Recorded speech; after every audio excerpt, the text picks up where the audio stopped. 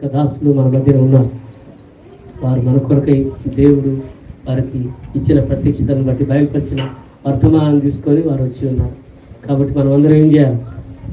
ఒక ప్రార్థన పూర్వకంగా ప్రభు సన్నిధిలో ఉండి మన ఆత్మీయ జీవితాలకు ఈ దినాల్లో ప్రభు యుద్ధ నుంచి ఒక విశ్వాసం ద్వారా దేవుని యొక్క ఆలోచన పొందుకోవడానికి, త్వరగా రాబోతున్న క్రీస్తుని ఎదుర్కోవడానికి, మనం సిద్ధపడడానికి మనమందరం కూడా ఒక ప్రార్థన పూర్వకంగా ఉండాలి. హల్లెలూయా, హల్లెలూయా. మంచిగా అందరూ ప్రార్థన పూర్వకంగా ఉందాం. దేవుని యొక్క దాసుడు మన మధ్యకు, దేవుని యొక్క దాసుడు హైదరాబాద్ ఎల్లంబడిలో పరిచయం చేస్తున్నారు. దేవుని యొక్క దాసుడు సుదర్శన్ పాస్టర్ గారు ఉన్నారు. మొదటి మెసేజ్ ఇస్తాడు. తర్వాత రెండో మెసేజ్గా బోధన పట్టణంలో సేవ చేస్తున్న ప్రసాదయ్య గారు ఉన్నారు. రెండో మెసేజ్ ఇస్తారు. అందరూ ఒక ప్రార్థన పూర్వకంగా ఉండండి. ఈ సమయాన్ని దేవుని యొక్క దాసునికి అప్పగిస్తున్నాం.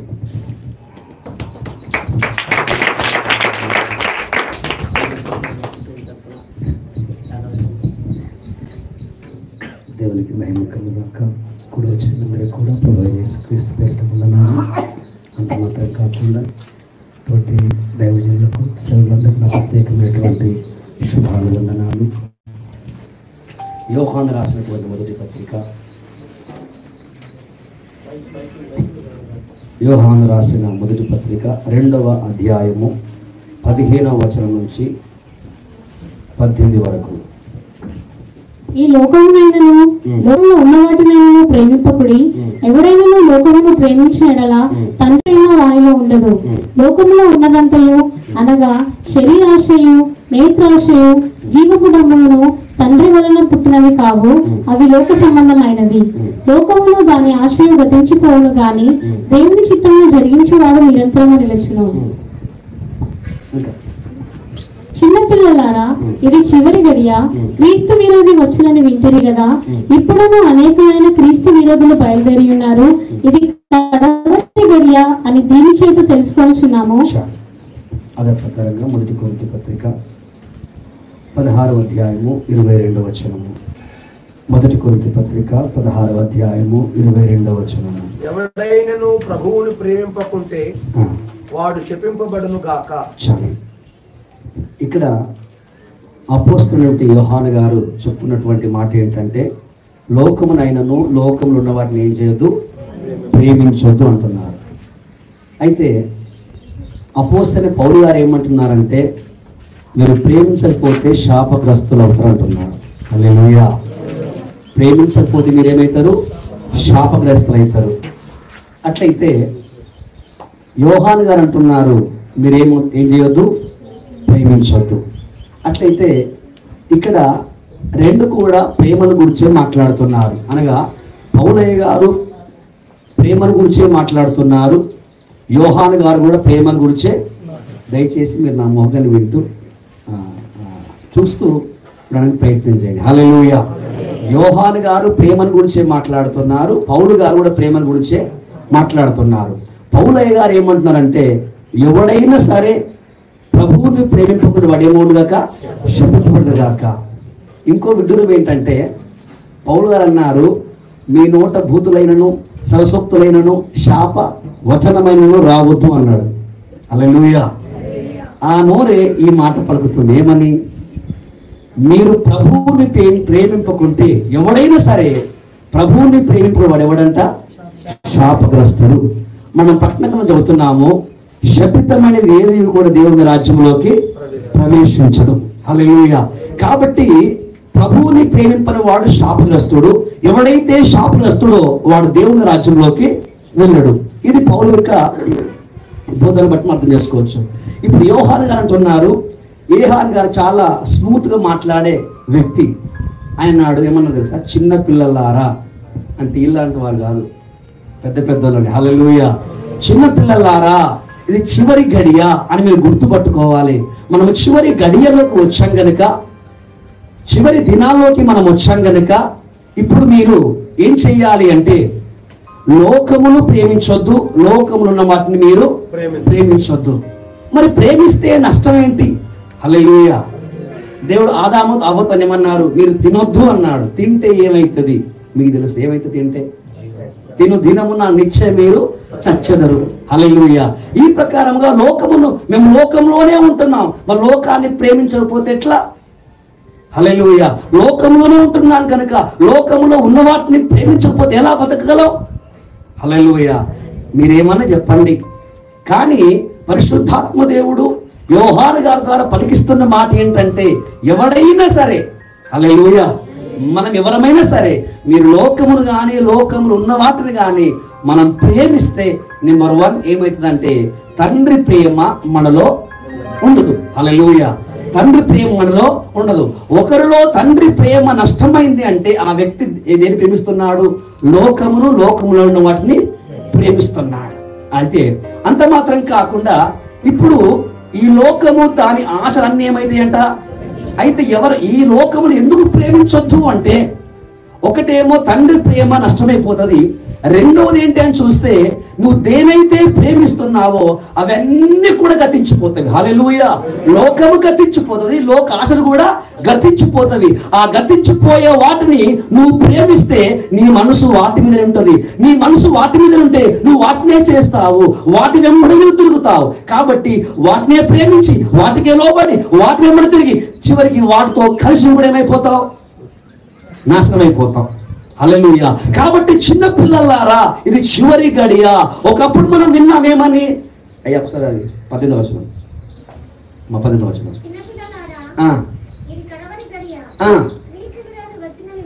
క్రీస్తు విరోధి వచ్చినవి వింటుంది కదా. ఇప్పుడు అనేకులైన క్రీస్తు విరోధులు బయలుదేరి ఉన్నారండి. ఆల్రెడీ వచ్చేసారు. ఒక ఆయన వస్తాడు, ఆయన మెయిన్ తలకాయ. హల్లెలూయా. వాడు రాకంటే ముందు అనేకమైనటువంటి క్రీస్తు విరోధులు వచ్చి ఉన్నారు. ఇది కొంచెం చెప్పి నేను ముందుకెళ్తాను. క్రీస్తు విరోధి అనగానే, ధర్మ విరోధి అనగానే సంఘానికి కానీ సేవకులైన మాకు గుర్తొచ్చేది ఏంటి అంటే, ఎవరు? అబద్ధ క్రీస్తు. హల్లెలూయా. వాడు ఖచ్చితంగా వస్తాడు, అది వాస్తవమే, నేను నమ్ముతున్నాను. కానీ అనేకులైన క్రీస్తు విరోధులు అంటే అర్థం ఏంటి అంటే, ఉదాహరణకు సత్యం ఉంది, సత్యాన్ని వ్యతిరేకించే ప్రతి వారెవరు సత్యానికి విరోధి. ధర్మం ఉంది, ధర్మములకు వ్యతిరేకంగా జీవించువాడు మాట్లాడు ప్రతి వారెవడు ధర్మానికి విరోధే. క్రీస్తున్నాడు, క్రీస్తు ఏం చెప్పాడో దాన్ని చెప్పకుండా దాన్ని చేయకుండా ఆ ప్రకారం మనం జీవించకుండా ఉన్నట్లయితే మనం కూడా ఎవరిమి? క్రీస్తు విరోధులమే. హల్లెలూయా. ఆయనకు పెద్ద జుట్టు ఉంటుంది, పొడవాటి పండ్లు ఉంటాయి, నల్ల బట్టలు ఉంటాయి, మీరు ఏమనుకోవద్దు. హల్లెలూయా. హల్లెలూయా. నీవు దేవుని ఆలోచన ప్రకారముగా, దేవుని చిత్త ప్రకారముగా, దేవునికి ఇచ్చినటువంటి ఉపదేశం ప్రకారంగా నువ్వు జీవించకపోతే, మాట్లాడకపోతే, నీ జీవితాన్ని మార్చుకోకపోతే ఆ విరోధి నీవే. హల్లెలూయా. అనేకులు బయలుదేరారు ఆల్రెడీ. నాకు భయం వేసింది మాట విన్నప్పుడు. ఎందుకంటే అపోస్తలుడైన యోహాను గారు ఏమన్నది? చివరి ఎప్పుడున్నాడు అన్నమాట అయ్య గారు? 2000 సంవత్సరాల కిందట గడి అన్నాడు. ఇప్పుడు మనం ఏమన్నాలి మరి? క్షణాలే. హల్లెలూయా. గడి రోజులు పోయినాయి, నెలలు అన్నీ పోయినాయి. ఇప్పుడు ఎక్కడ వచ్చినా మనం ఆల్రెడీ క్షణాల్లోకి వచ్చినాం. హల్లెలూయా. ఇప్పుడు మంచిగా రండి. ఈ సాతాను దుష్టంతా కూడా, ఈ సాతాను యొక్క మనసంతా కూడా మన మీద ఉంటుంది. ఎప్పటికీ ఎవరి మీద ఉంటుంది? మన మీదనే ఉంటుంది, నా మీదనే ఉంటుంది. హల్లెలూయా. లోకములో ఉన్నవారు ఎవరు? వారే కనుక వారితో పెద్ద పని ఏమీ లేదు. ముఖ్యంగా సాతాను దృష్టంతా నూతనంగా మారు మనసు పొంది బాప్తిసం తీసుకొని ప్రభు కోసం ఏదో చెయ్యాలి అని నడుము కట్టుకొని అభిషేకం పొందుకొని పరిగెత్తాలనుకుంటూ సరే ఫస్ట్ వాళ్ళ మీద టార్గెట్. హల్లెలూయా. సరే మంచిదండి. ఈ ధర్మ విరోధి ఆత్మ, ఈ అబద్ధ క్రీస్తు విరోధి ఆత్మ, ఈ భ్రమపరచు ఆత్మ, ఈ నిద్రమత్తు గల ఆత్మ ఎలా పనిచేస్తుందో కొన్ని మాటలు చెప్తా. హల్లెలూయా. ఒక ఆయన అంటే ఈ రోజుల్లో నేను మరొక మాట చెప్తున్నాను, పైకి చూపించేవన్నీ, మనం నోటుతో పాడేవన్నీ, నోటుతో చెప్పేవన్నీ మన జీవితంలో ఉన్నట్టు కాదు. హల్లెలూయా. ఉదాహరణకు మీకు అర్థమయ్యే భాషలోనే మనం మార్క్స్ వార్త చదువుతాము. యేసుక్రీస్తు శిష్యులను వెంట పెట్టుకొని ప్రయాణం చేస్తూ వెళుతున్నప్పుడు ఒక యవనస్తుడు పరిగెత్తుకొని వచ్చాడు. ఎట్లా వచ్చాడంట? తమ్ముడు ఎట్లా వచ్చాడు? ఎట్లా పరిగెత్తుకొని వచ్చాడు? పరిగెత్తుకొని వచ్చి ఎక్కడ రోడ్డు మీద మోకరించి చేతులు పైకెత్తి సద్బోధకుడా ఏమన్నాడు? సద్బోధకుడా. చెప్పు నాయన, ఏం కావాలి నీకు? బట్టలు కావాలా? వద్దు. వెండి బంగారం కావాలా? వద్దు. మంచి భార్య కావాలా? వద్దు. మంచి ఇల్లు కావాలా? హే నాకు ఏమొద్దు. మరి ఏం కావాలి నాయన? మరీ రోడ్డు మీద మోకరించి ఏం చేస్తున్నావు? ప్రార్థన చేస్తున్నావు. ఈరోజు చాలా మందికి చర్చిలో మోకరించాలంటేనే ఒక రకమైనటువంటి సిగ్గు. ఇంటికి వెళ్ళి చర్చికి బైబిల్ పట్టుకొని రావాలనుకుంటేనే కొంచెం మనకు సిగ్గు. అలాంటిది నడి రోడ్డు మీద మోకాల్లోని సద్బోధకుడాన్ని ప్రార్థిస్తే ఎంత సమర్పణ, ఎంత విశ్వాసం. పోని మరల ఈరోజు చాలా మంది మీటింగ్ అయిపోగానే చాలా మంది వస్తారు కొబ్బరి డబ్బులు పట్టుకొని. ఏంటి ప్రాబ్లం అంటే నడుపు నొప్పి, కీళ్ళ నొప్పి, ఈ నొప్పి, ఆ నొప్పి, 100 నొప్పులు ఉంటాయి. కానీ ఇప్పుడు ఇలాంటి ఏ సమస్యతో ఈ ఎవరొస్తూ దేవుడు యేసుక్రీస్తుకు రాలా. ఏం కావాలి? నీ ఆశ ఏంటి? నీ కోరిక ఏంటంటే అప్పుడు ఏమన్నాడు ఆయన? అయ్యా నాకేం కావాలి? నిత్య జీవము కావాలి. హల్లెలూయా. ఎంత మంచి కోరిక అది! ఎంత మంచి కోరిక! ఈ రోజు ఉన్నటువంటి క్రైస్తవులు లేని కోరిక ఏ కోరిక? నిత్య జీవం అనే కోరిక. దేవునికి స్తోత్రం.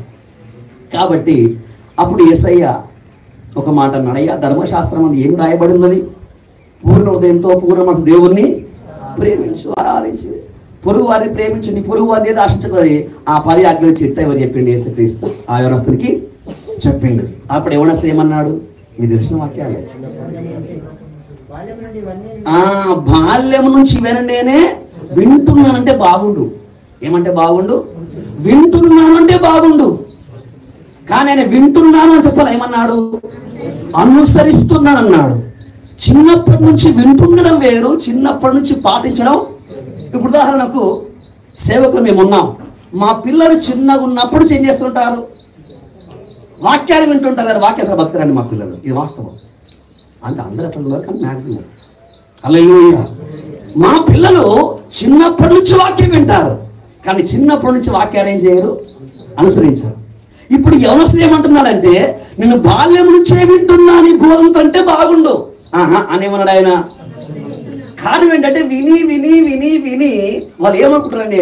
అనుసరిస్తూ అనుకుంటున్నారు. లేదండి, వినడం వేరు, నేర్చుకోవడం వేరు, అనుసరించడం వేరు. దేవునికి స్తోత్రం. హల్లెలూయా. సరే, ముందు ఎన్ని ఆజ్ఞలు ఉండే? మొత్తం 10 ఆజ్ఞలు. కొత్త నిబంధనకి 5 ఆజ్ఞలు ఉన్నాయి. 2. ఒకటి దేవుణ్ణి ప్రేమించాలి, రెండవది నిన్ను వారిని పొరుగు వారిని ప్రేమించు. హల్లెలూయా. ఈ 2 ఆజ్ఞల్ని ప్రేమిస్తే ధర్మశాస్త్రాన్ని నెరవేర్చినట్లే. హల్లెలూయా. ఇంకోటి రోమా పత్రిక చదువుతాము, నిన్ను వలె పొరుగు వారిని ప్రేమిస్తే ధర్మశాస్త్రాన్నే నెరవేర్చినట్లంట. బావోయ్. ఇప్పుడు నేను ఇదంతా ఒప్పుకుంటున్నాను సేవకునిగా, ఈ 2 ఆజ్ఞలు పాటించడం నా వల్ల అవుతారా? నిన్ను వాళ్ళేమి పొరుగు వారిని ప్రేమించు. ఉదాహరణ చెప్తున్నానండి, సేవకు దయచేసి ఏమనుకోవద్దు. ఇప్పుడు నిన్న మోపిదేవి, మచిలీపట్నం దగ్గర మోపిదేవి ప్రాంతంలో సువార్త గాస్పుల్ మీటింగ్ ఉండే. చాలా గంటలు, కొంత ఒక పూట 2 పూటలో ఉపవాసం ఏం చేసినాం? ప్రార్థన గడిపినాం. అదే సమయం లోపల ఆ మీటింగ్ కంటే ముందు ఈ మీటింగ్ డేట్స్ ఆల్రెడీ ఫిక్స్ అయింది. సేవకులు మాకు చెప్పారు, ప్రార్థన చేశాం, కానీ ఉపవాసం అవుతుండాలి. ఇప్పుడు నన్ను వాళ్ళు ఏం చేయాలి? పొరుగు వాళ్ళని ఏం చేయాలి? ఇప్పుడు మనం మీటింగ్ పెట్టుకుంటే ప్రార్థన వేరుగా ఉంటుంది, ఫాస్టింగ్ వేరుగా ఉంటుంది. కానీ పక్క మీటింగ్ పెట్టుకుంటే చెప్పరండి మీరు, ఇవి ప్రేమిస్తున్నట్టు నా సరి సంబంధంగా మనల్ని వాళ్ళే చూసుకుంటారు అనుకుంటా. ఎలయ్య గారు రైట్. దేవునికి స్తోత్రం. అంటే మనల్ని మనం ఎలా ప్రేమించుకుంటున్నామో, మనము మన కుటుంబాన్ని ఎలా ప్రేమిస్తున్నామో, మనము మనకు అప్పగించినటువంటి సంఘాన్ని ఎలా ప్రేమిస్తున్నామో, పొరుగు వారిని అలా ప్రేమించడం మన వల్ల కాదు. నాకు తెలిసి అది 10 ఆజ్ఞలైనా 2 ఆజ్ఞలైనా 1 ఆజ్ఞ అయినా సంపూర్ణంగా నెరవేర్చేటువంటి ఏకైక వ్యక్తి ఒకే ఒక్కడు, ఆయన పేరు నజరేయుడైనటువంటి యేసుక్రీస్తే. హల్లెలూయా. మరి ఎలాగో అంటే ఒకటే నేను చేస్తా అంటే శిక్ష ఉంటుంది. నేను చెయ్యలేను అనుకున్న వానికి ఏం దొరుకుతుంది? కోపం దొరుకుతుంది. హల్లెలూయా. అందుకే పౌలయ్య స్పష్టంగా చెప్పాడు, మనకు వచ్చిన రక్షణ, మనకొచ్చిన విమోచన ఏదైతే ఉందో అది క్రియల బట్టి కాదు, కృప చేతనే మనం రక్షణ పొంది ఉన్నాం. హల్లెలూయా. కాబట్టి దయచేసి చెప్తున్నాను, వినడం వేరు, నేర్చుకోవడం వేరు, అనుసరించడం నేనంటాను బాల్యం నుంచి అభ్యసిస్తున్నాను అనడం అన్నిటికంటే పెద్ద అబద్ధం అదే. హల్లెలూయా. ఇప్పుడు విన్నారు అనుకోండి, బ్రదర్ పేరు ఏదో, వాళ్ళ ఇంటికి ఒక కిలో చికెన్ తీసుకెళ్తున్నాడు, పొరుగువాడు ఉన్నాడు, వాళ్ళ ఇంటికి తీసుకెళ్తాడు చికెన్. మరి నిన్ను వాడికి పొరుగువాడిని ప్రేమించాలిగా, నువ్వు చికెన్ తింటే వాళ్ళకి పచ్చిపులుసు తినాలా అన్నే కదా అది. దేవునికి స్తోత్రం. హల్లెలూయా. అది కుదరదు. వాక్య అంటే ఆత్మ సంబంధంగా కష్టమే, శర సంబంధం కూడా కష్టమే. దేవునికి స్తోత్రం. కాబట్టి ఇప్పుడు ఆ యవనస్తుడు, అయ్యా చిన్నప్పటి నుంచే ధర్మశాస్త్రాన్ని వింటున్నాను, వాక్యాన్ని వింటున్నాను, కానీ అలా బ్రతకడము, ఆ ధర్మశాస్త్రాన్ని నిర్వచనం నా వల్ల అవుతలేదయ్యా అని ఒక్క మాట అంటే ఆ దినమున్న ఆ క్షణమున్న ఆ యవనస్తునికి దేవుని కృప దొరికేది. హల్లెలూయా. ఈరోజు చాలా మంది కృపను నిరర్థకం చేసుకొని వచ్చున్నారు. ఇంకో మాట చెప్పమంటారు, మనం ఏది విత్తుతామో దాన్ని మనం కోస్తాం. హల్లెలూయా. కాబట్టి యవనస్తుడు అంటున్నాడు, ఏమంటున్నాడంటే, అప్పుడు ప్రభువు అన్నాడు, ఒకటే నీకు కొదవగా ఉంది, ఒకటే నీకు. ఏంటి ఆ కొదవ చెప్తారు కదా నేను, ఏంటి కొదవ? హల్లెలూయా. ఏంటి ఆ కొదవ అంటే లూకాసు వార్త రాయబడింది, ఈ యవనస్తునికి ఈ లోకంలో చాలా డబ్బు సంపాదించుడు కానీ పరలోకంలో ఒక రవ్వంత కూడా ఏం అర్థము లేదు. కాబట్టి పరలోకంలోకి ధనం సమకూర్చుకోవాలంటే ఏం చేయాలంటే, ఇప్పుడు నీ ఇంటికి వెళ్ళి నీకున్న ఆస్తి అంతా అమ్మి వేసి బిడ్డలకు ఇచ్చివేసి నేను చేయండి, వెంబడించి నీకు ఏమి ఇస్తాను, నిత్య జీవాన్ని ఇచ్చేస్తాను. ఆయన మిగిలిన ఆస్తి గలవాడు కనుక ముఖం చిన్న పుచ్చుకొని ఏడ్చుకుంటూ ఇంటికి వెళ్ళిపోయాడు. హల్లెలూయా. అయితే యేసు క్రీస్తు ముంగట వందలాది ముందు అతని ప్రార్థన సూపర్, అతని సమర్పణ సూపర్, అతని తెగింపు సూపర్. కానీ అతని హృదయంలోకి వెళ్ళి నువ్వు దేవుణ్ణి ప్రేమిస్తున్నావా డబ్బును ప్రేమిస్తున్నావా అంటే డబ్బునే ప్రేమిస్తున్నాడు. హల్లెలూయా. ఇంకో ఆయన తెలుసా, ఈయన చాలా వెరైటీ మనిషి, ఈయన చాలా పేరు మోసిన వ్యక్తి. హల్లెలూయా. కానీ ఒక చిన్న కోరిక పుట్టింది. నేను మీకు తెలిసిన విషయం చెప్తాను. ఒక చిన్న కోరిక పుట్టింది. ఏంటో కోరిక అంటే యేసయ్యను చూడాలి. తెలుసు ఎవరాలు? తెలిసే ఉంటుంది. యేసయ్యను చూడాలనుకున్నాడు. అన్ని జాబన్ని పక్కకు పెట్టేసి వెళ్ళిపోయాడు. వెళ్ళిపోయిన తర్వాత ఈయన ఎవరు, కొంచెం పొట్టివాడు కనుక పొట్టుడని చాలా గట్టిగా ప్రయత్నించాడు. ఏంటి? పొట్టివాడై చాలా గట్టిగానే ప్రయత్నించాడు. ఎంత గట్టిగా ప్రయత్నించినా యేసు మాత్రం కనబడదా. హల్లెలూయా. మనమైతే ఏం చేస్తాం? నేనైతే నా మట్టుకు నేను ప్రయత్నం చేసినా ఆయన కనబడలా, నేను బస్సుకి మళ్ళీ ఇంటికి. నాకు అనిపించింది ఈయన గవర్నమెంట్ ఆఫీసర్ అన్న సంగతిలో మర్చిపోయాడు. అంత పిచ్చోడు తిరుగుతున్నాడు. ఎవరు? చెట్టే కూర్చున్నాడు, యేసయ్య వచ్చాడు, త్వరగా దిగాడు, ఇంట్లో తెచ్చుకున్నాడు లేదా? ఇప్పుడు యేసు క్రీస్తు జక్కయ్య కలిసి నడుస్తున్నప్పుడు ప్రజలందరూ ఏం మాట్లాడుకుంటున్నారు చెప్పరేంటి? పాపి అయిన మనుషులతో కదా. ఓయబ్బని ఈ యేసయ్య మైండ్ మనకు అర్థమే కాదు. మేము నీతిమంతులం, ప్రార్థనాపరులం, అభిషక్తులం, మా ఇంటికి రావాలి, మా ఇంట్లో పూజ చేయాలి, మమ్మల్ని పేరెట్టి పిలవాలి. ఆయన ఎవరు పేరు మోస్టినా పాపిష్టి, పాపుల్లోనే పాపి, పాపులకే పాపి, లంచగొండకే లంచం ఎలా చేయాలి నేర్పించే మహానుభావుడు అతని ఇంటికి వెళ్తున్నాడు అని అందరూ గుసగుసలాడుకున్నారు. హల్లెలూయా. ఎంతమంది గుసగుసలాడుకున్నా యేసు మాత్రం ఆ ఇంటికే వెళ్ళాడు. వెళ్ళిన తర్వాత కాసేపు అయిపోయింది. హల్లెలూయా. ఇప్పుడు జక్కయ్య ఏమన్నాడు? నేనెంతైతే అన్యాయంగా తీసుకున్నానో దానికి 4 అంతలు చెల్లిస్తాడా? చెల్లించాడా? దేవునికి స్తోత్రం. అంత దుక్కున్నాడు. మళ్ళీ తన ఆస్తిని కూడా సగం. ఇప్పుడు చెప్పండి, ఈయన రోడ్డు మీద పెద్ద మోకాలు ఏమేసి ప్రార్థన చేయాల, పెద్ద సాక్షాత్ ధర్మ ఏం లేదు. కానీ ఎప్పుడైతే దేవుణ్ణి యేసు క్రీస్తు ఎవరో అని అర్థమైన వెంటనే, దేవుని ప్రేమ ఏంటో అర్థమైన వెంటనే, ఆ యేసు వల్ల కలుగు లాభం ఏంటో ఆశీర్వాదం ఏంటో అర్థమైన మరోక్షణము, నేను ఇన్ని రోజులు కష్టపడి సంపాదించినంత వ్యర్థమే, నాశనమే, గతించి పోయేదని గుర్తించి గ్రహించి తనకున్న సమస్తాన్ని నష్టపరుచుకొని అబ్రహాము కుమారుడుగా అక్షరమందే మార్చబడ్డాడు. హల్లెలూయా. చిన్నప్పటి నుంచి వాక్యం విన్నవాడు, ధర్మశాస్త్రం విన్నవాడేమో బ్రతికెళ్ళిపోతే అప్పుడే యేసును చచ్చుకున్నవాడేమో అబ్రహాము కుమారుడుగా మార్చబడ్డాడు. హల్లెలూయా. ఈరోజు వింటున్నావు, పాడుతున్నావు, అందుకే వస్తున్నావు, కానీ నీ హృదయములో ఎవరిని ప్రేమిస్తున్నావు? ఒకవేళ పాత పాడే భక్తి చేసి ఇంకేమో చేసి నువ్వు క్రీస్తును ప్రేమిస్తూ అనుకుంటే నువ్వు ప్రపంచు వాళ్ళవే, నువ్వు భ్రమలో ఉన్నవాడవే, నువ్వు ధర్మ విరోధే, నువ్వు క్రీస్తు విరోధే, నీవు శపించబడిన వాడవే. హల్లెలూయా. కాబట్టి దేవుణ్ణి ప్రేమించడం వేరు, దేవుని కోసం మాట్లాడడం వేరు. మీరు వెళ్ళండి, మొబైల్ షాప్కి వెళ్ళండి, వాడు సామ్సంగ్ అని పేరు ఉంటుంది, ఇంకోటి మొట్రో ఉంటుంది. ఆడికి పోగానే వాడు అంటాడు మొట్రో ఫోన్ కొను, మొట్రో ఫోన్ కొను అంటాడు. ఇడిగిపోతే అది బాగుండదు సార్, ఇదే కూడా. ఎందుకని? మళ్ళీ వాడు ఈ ఫోన్ ఉండదు, ఆ ఫోన్ ఉండదు, వాళ్ళకి ఇంకో ఫోన్ ఉంటుంది. కారణం ఏంటి? అది వ్యాపారం. కాబట్టి క్రైస్తవం అనేది, భక్తి అనేది వ్యాపారం కాదు, ఇది మన ఆత్మ రక్షణకు సంబంధించిన విషయం. హల్లెలూయా, హల్లెలూయా. సో కాబట్టి ఇప్పుడు ఏం చేద్దాం? మనం లోకమును వాటిని ప్రేమిస్తే ఏమవుతుంది? ఒకటి తండ్రి ప్రేమ. ఆ తండ్రి ప్రేమ అంటే ఏంటి? ప్రభువైనటువంటి యేసుక్రీస్తు. అనగా క్రీస్తుని మనం నష్టపోతాం, క్రీస్తు యొక్క జీవాన్ని మనం నష్టపోతాం, క్రీస్తు అనుగ్రహించినటువంటి సకల ఆశీర్వాదాలు మనం నష్టపోతాం. కారణం ఏంటంటే ఈ లోకమును మనము ప్రేమిస్తే చివరికి మనం ఏమవుతామంటే శాపగ్రస్తులుగా వెళ్ళిపోతాం. శపితమైనది ఏది కూడా దేవుని రాజ్యంలోకి ప్రవేశింపదు. ఒక్క మాట చదవండి, చివరికి నేను ముగిస్తాను, ఎందుకంటే సేవలు అనుకున్నారు కనుక. 2 పేతురు పత్రిక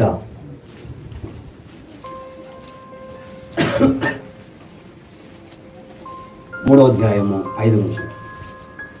2 పేతురు పత్రిక 3వ అధ్యాయం. అయ్యా, ఏలయనగా పూర్వము నుండి ఆకాశం నుండిననియు నీళ్ళలో నుండి నీళ్ళ వలనను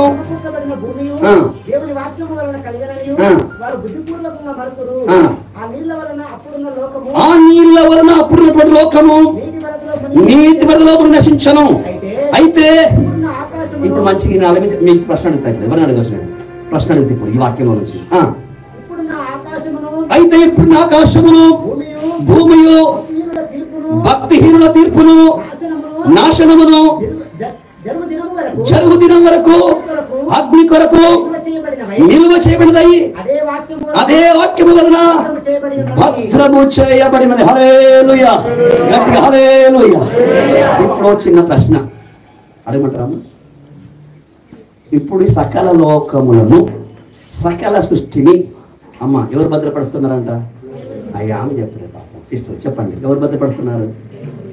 ఎందుకు భద్రపరుస్తారు? ఇది ప్రశ్న కావాలి. ఎందుకోసం భద్రపరుస్తున్నాడు? భద్రపరిచింది వాస్తవమే, కానీ ఎందుకు? నిత్య జీవాన్ని ఇవ్వడానిక? పరలోకం ఇవ్వడానిక? పాపక్షేమం? ఎందుకమ్మా? ఇంకా లేరా? చెప్తారు మీరు ఎవరైనా? ఆడపిల్లలేమో చెప్పరా? అయ్యో దేవా, కళ్ళ ముందే బైబిల్ ఉంది, అన్ని కొన్ని ఆత్మలు ఉంటాయి. బ్రహ్మపరచు ఆత్మ, నిజమతి గల ఆత్మ, ఇంకేంటి దురాత్మ, అపవిత్రాత్మ, రకరకాల ఆత్మలు ఉన్నాయి. అవన్నీ మన చుట్టూ కూర్చుంటాయి. హల్లెలూయా చెప్పండి. అయ్యా, భక్తిహీనుల తీర్పుకు ఇంకా అది సంగతి. దేవునికి స్తోత్రం. దేని కొరకంట? అయ్యా బాబోయ్, దేవుడు అంతా అగ్ని చేత కాల్చివేటకి భద్రపడుతున్నాడు. ఎవరు భద్రపరుస్తున్నాడు? వాక్యం అనే దేవుడే సకలమును భద్రపరుస్తున్నాడు. ఎందుకు భద్రపరుస్తున్నావు అంటే కాల్చడానికి. మరి కాల్చొచ్చు కదంటే ఒక దినం ఉంది.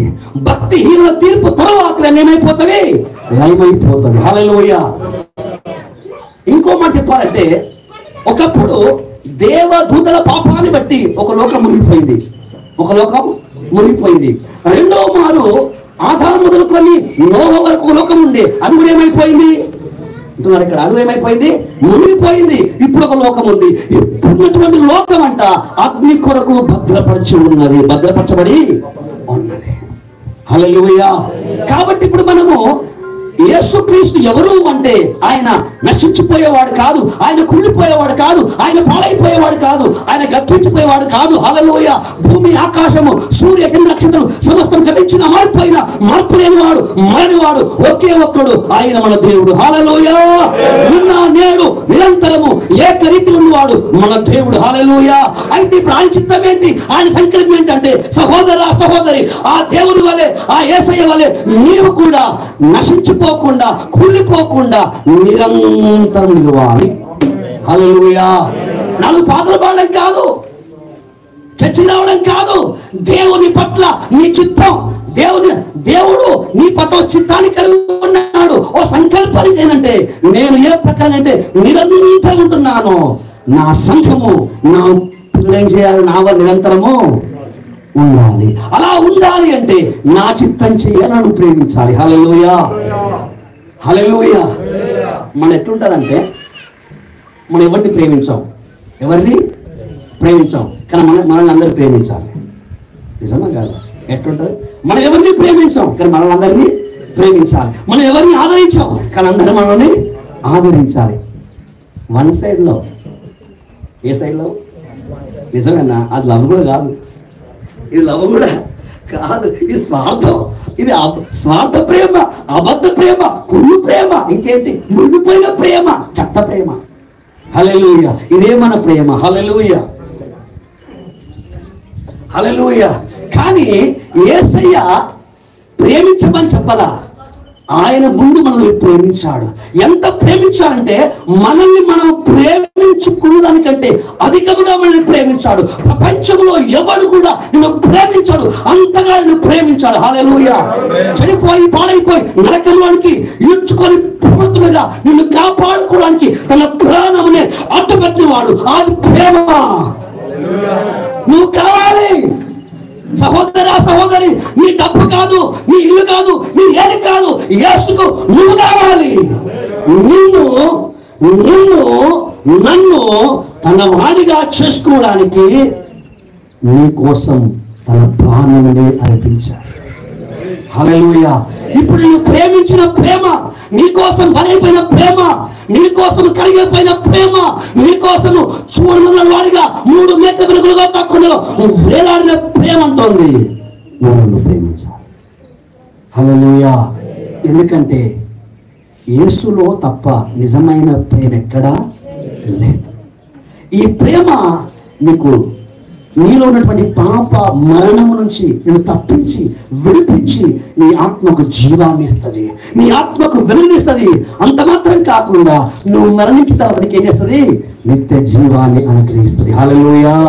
అయితే ఆయన్ని ప్రేమించకుండా, ఆయన్ని వెంబడించకుండా నువ్వు దేన్ని ప్రేమించినా అది నీకే నష్టం. హల్లెలూయా.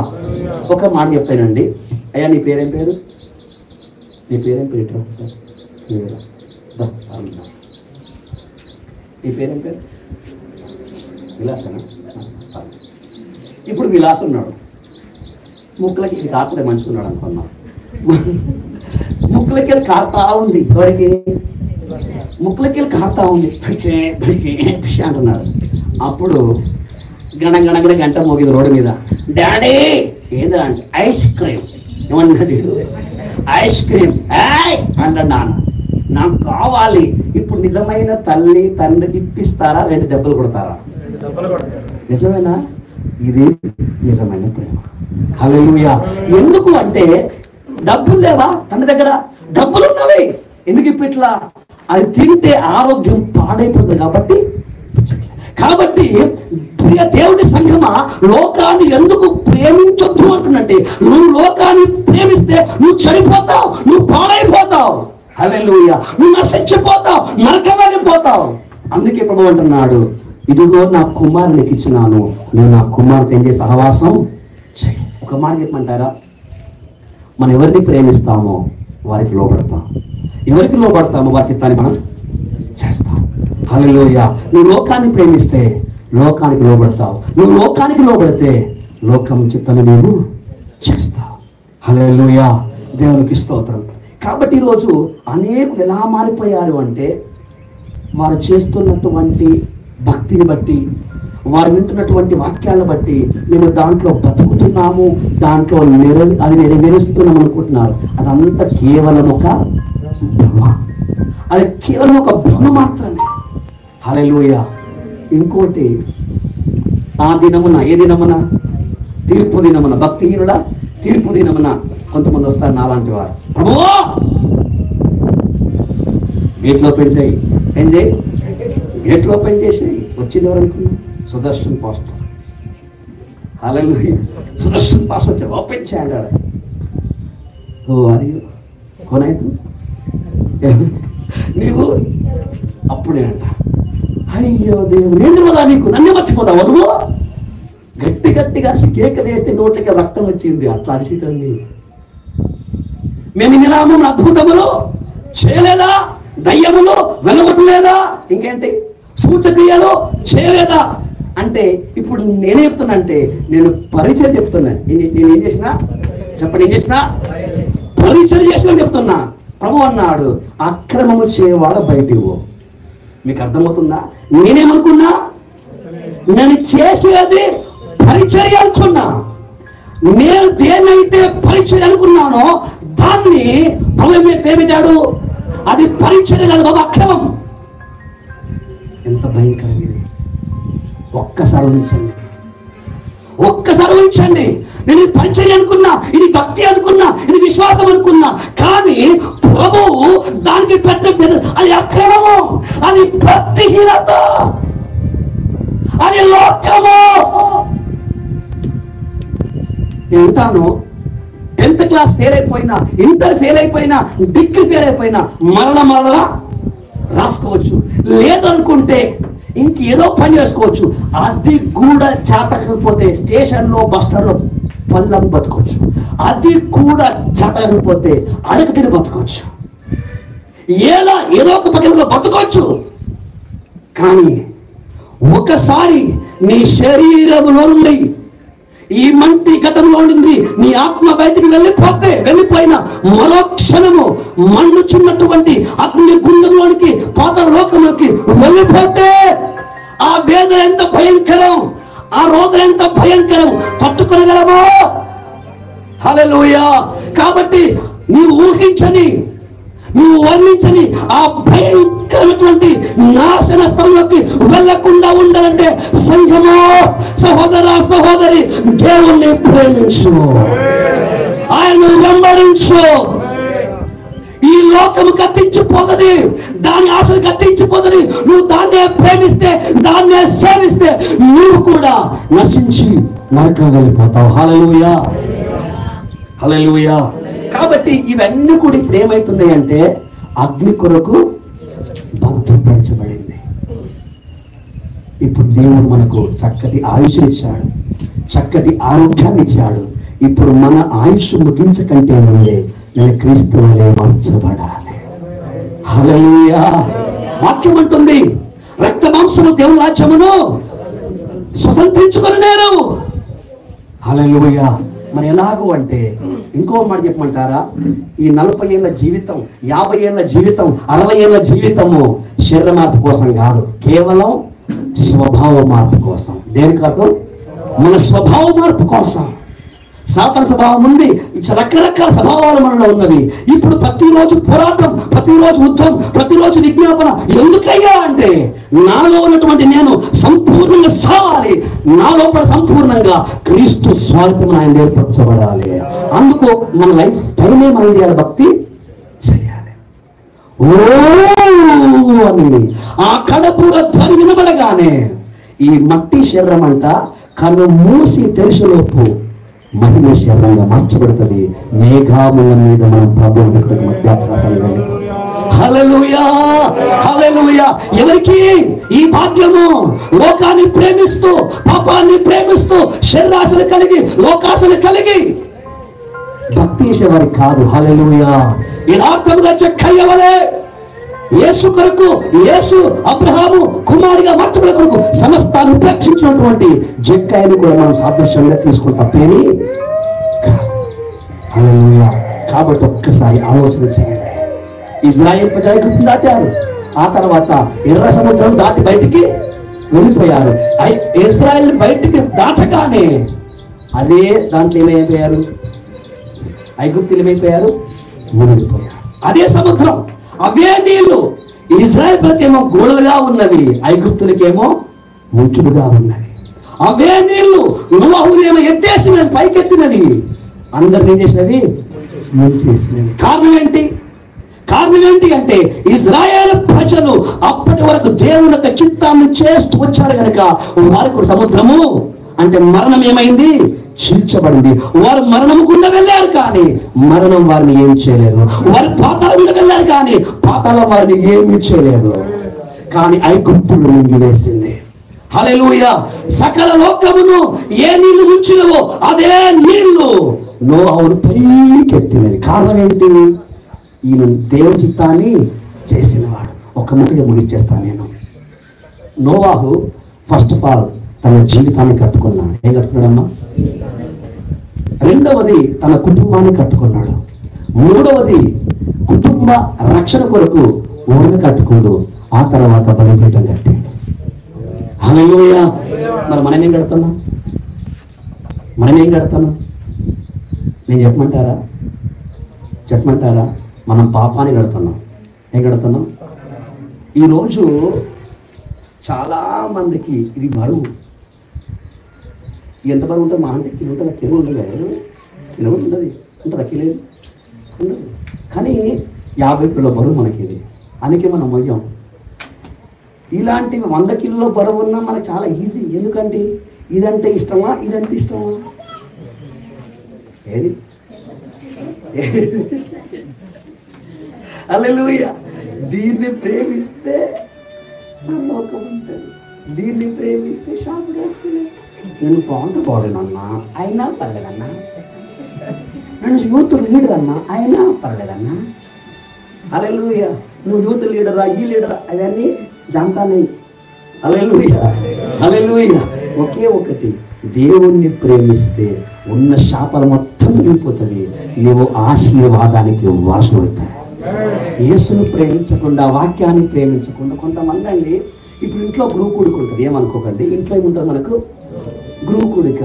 అబ్బా మనోళ్ళేనండి, మనోళ్ళే మొత్తం దులుపుతారు. ఏంటి? సంవత్సరం నుంచి ఉతుకని బట్టలు, బెడ్షీట్ మొత్తం బయటేస్తారు. నెల 2 నెలల నుంచి తోమని బాసలు మొత్తం బయటేస్తారు. పొద్దున స్టార్ట్ చేస్తే సాయంత్రం అయ్యగారు వచ్చేంత మట్టు కూడా ఏముండదు. ఏంటి ఇప్పుడు ఎవరు ఏమన్నా అంటే రాత్రి మా ఇంట్లో ప్రార్థన ఉన్నా. ఎవరండి బుద్ధి చెప్పింది? ఎవరన్నాడు? సర్పదంతారమా నీ బుద్ధి చెప్పిన వాడు ఇంట్లో ప్రార్థన మీరు ఏం చేయాలి? ఇంకోటి తెలుసా? మీరు మంచోళ్ళు లేండి తెరుస్తారు, ఈజవుతారు. తెరిచి ఇది బాలేదు, ఇది బాలేదు, ఇది పర్లేదా? మీకు అర్థమవుతుంది కానీ అవునా కదంటారా? ఇప్పుడు ఈ సెలక్షన్ ఎక్కడ? ఇంట్లోనా, షాప్లోనా? అవునా చెప్పేది రైట్. అయితే షాప్లో సెలక్షన్ వేరండి, ఇవి ఎక్కడ? ఏందమ్మా అంటే రాత్రి మా ఇంట్లో మీటింగ్. అసలు మీటింగ్కు నువ్వు చేస్తున్న పనికి ఏమైనా సంబంధం ఉందా? ఇప్పుడు అయ్యగారు ఏమంటే కోపం వస్తుంది మాకు. ఎప్పుడైతే మా పాస కోపం ఎక్కువ. మా బాధ ఏంటంటే నిర్దోషమైన, నిష్కలంకమైన, మహిమగల సంఘముగా మిమ్మల్ని తెచ్చడానికి వాక్యముతో ఉదకస్నానం చేస్తే క్రీస్తు దగ్గర మిమ్మల్ని నిలబెట్టాలని మేము ప్రయాసపడితే మీరు గిన్నె ముంతలు దోపుకుంటూ కూర్చుంటారు. మేమే మిమ్మ దొంపుతాం, మీరే దొంపుతారు. హల్లెలూయా. ఈ మాట చెప్తున్నా అంటే ఇదే శరీరాశ. లోకంలో ఉన్నదంటే అంటే ఏంటి చెప్పండి మీరు? సినిమానా, సీరియల్లా? అక్కడ వాక్యం లేదేమో తెలుసా? లోకములో ఉన్నదంటే ఏంటంట? శరీరం. ఏమంట? ఎవరికి ఉంది శరీరం అండి? ఎవరికి ఉంది శరీరం? శరీరం ఎవరికి ఉందా? అయ్యో దేవా, లేదా శరీరం అంటే ఏంటి? నాకు తెలుస్తలేదు పాపం. శరీరం ఎవరికి ఉంది కదా? లోకములో ఏమన్నా శరీరం ఉందంట. మరి ఇప్పుడు శరీరం ఎవరికి ఉంది? మనకే ఉంది. ఇప్పుడు నీకున్న శరీర కోరికలను ప్రేమిస్తే, నెరవేర్చుకుంటే నువ్వు లోకాన్ని ప్రేమిస్తున్నట్లే. మరి ఇంకోటి తెలుసా? ఒక ఆయన నాకు తెలిసి అంత డేరింగ్, డాషింగ్ అపోస్తలుడు ఇంకోటి లేడేమో. యాకోబు 4:4 తెలుసా? యాకోబు 4:4 తెలుసా? తెలియదు. యాకోబు 4:4 వ్యభిచారులారా. ఏం 4:4 అమ్మా? అమ్మో అమ్మో అద్దమ్మ తల్లి ఏమని పిలుస్తున్నాడు? అయ్యలారా అంటున్నాడా, అమ్మలారా అంటున్నాడా, తమ్ముళ్ళారా అంటున్నారా? ఏమంటున్నాడు? ఎవరితో అంటున్నాడు ఈ మాట? ఎవరితో అంటున్నాడు ఆ మాట? బయట వద్ద కాదు, ఎవరితోని? వ్యభిచారులారా, ఈ లోక స్నేహము దేవునికి వైరము. ఎవరైతే లోకముని స్నేహితులు దేవునికి శత్రువు. హల్లెలూయా. కాబట్టి మీరు చర్చికి వస్తున్నారా, పాట పాడుతున్నారా, ప్రార్థిస్తున్నారా, ఈ బయటి పాస్టమ్మకు పాస్టర్ గారికి ఊళ్ళో కనిపించదంత నటన, అదంతా వేషం. హల్లెలూయా. కానీ ఒంటరిగా ఉన్నప్పుడు నువ్వు దేన్ని చూస్తున్నావు? అవి అంటున్నారా మీరు యవనస్తులు? ఒంటరిగా ఉన్నావు, నీ తల్లి లేదు, తండ్రి లేదు, పాస్టర్ లేరు, నువ్వేం చూస్తున్నావు? క్రీస్తు విరోధులు. నేను వాక్యం ఇంకా గంట చెప్పగలను, 2 గంటలు చెప్పగలను, 100 పాటలు పాడగలను. అది కాదు. నా శరీరము, నా ప్రాణము, నా మనస్సు, నా మనసాక్షి 24 hours దేవుడితో కలిసి నడవాలి. నేను పడుకున్నా యేసు నాలో ఉండాలి. చివరికి నేను బాత్రూమ్ లో ఉన్నా, వాష్రూమ్ లో ఉన్నా, నా ఆత్మ, నా అంతరంగము దేవుణ్ణి సన్నతిస్తూనే ఉండాలి. హల్లెలూయా, హల్లెలూయా. ఈరోజు ఇక్కడ కూర్చున్న చాలా మంది శాపగ్రస్తులుగా ఉన్నారు. మీరు పైకి భక్తి కావాలి ఉన్నదో, మీరు దేవుని ప్రేమిస్తారా? మీ నోరు దేవునికి దగ్గరగా ఉంది, మీ మనస్సు, మీ ఆత్మ దేవునికి దూరంగా ఉంది. హల్లెలూయా. ఇశ్రాయేలు ప్రజల శరీరమేమో మేఘం కింద ఉంది, వారి మనసు ఐగుప్తులో ఉంది. కనీసం ఈ మధ్యాహ్న కాలం ప్రభువా, నాకు తెలియకుండానే నీ ప్రేమను నష్టపోయాను, ఈ లోకమాయలో పడిపోయాను. చివరికి నాకు తెలియకుండానే మిమ్మల్ని ప్రేమిస్తూ అనుకుంటూ మీకు విరోధమైపోయాను. ప్రభువా, నువ్వు క్షమించుటకు సిద్ధ మనసు గలవాడు, నువ్వు క్షమించుటకు సిద్ధ మనసు గలవాడవు. మా యొద్దకు వచ్చి వాళ్ళని ఎంత మాత్రమో దోషం చెప్పా. ఈరోజు దానివలే నేను జడ్జిమెంట్ ఇవ్వండి. అయ్యా మీకు వందనాలు. ఎన్నెన్నో ప్రసంగాలు వింటున్నాను, ఎన్నెన్నో వాక్యాలు వింటున్నాను, కానీ ఒక్క వాక్యానుసారంగా నేను జీవించలేకపోతున్నాను. నా జీవితాన్ని కట్టుకోలేకపోతున్నాను, నా కుటుంబాన్ని కట్టుకోలేకపోతున్నాను. మీ రాకడ కొరకు నేను సిద్ధపరచలేకపోతున్నాను. ప్రభువా, నీ కృప నాకు కావాలి. ఒక్కసారి మోకరించి చేతులు పైకెత్తి కృపను వేడుకుందామా?